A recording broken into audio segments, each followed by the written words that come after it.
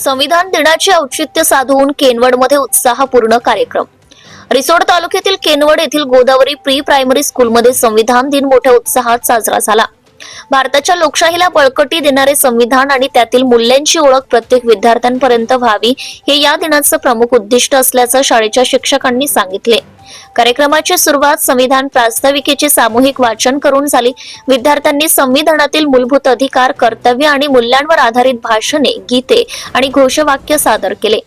यावेळी मुंबईतील सव्वीस अकराच्या दहशतवादी हल्ल्यात शहीद झालेल्या वीर जवानांना श्रद्धांजली देखील अर्पण करण्यात आली.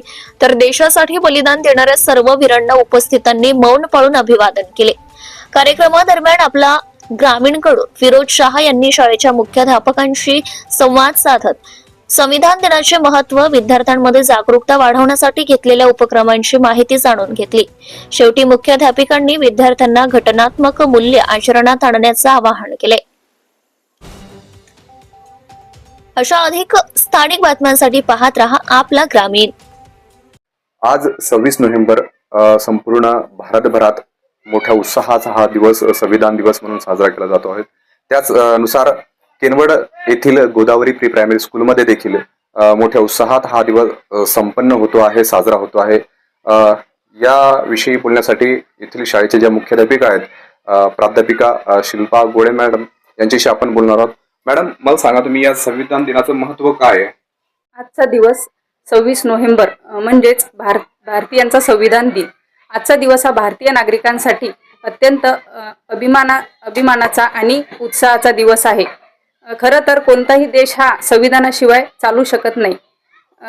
एवढंच नव्हे तर संविधानानेच आजचा हा जो आपला भारत देश आहे त्याची 140 कोटी लोकसंख्येला जपून ठेवण्याचे काम हे भारतीय संविधान करत आहे.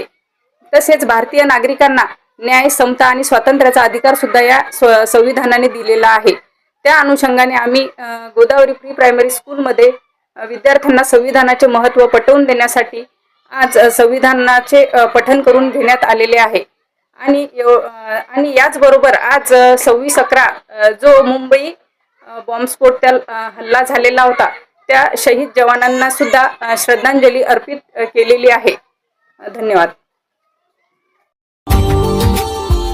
Subscribe now and press the bell icon. Never miss an update.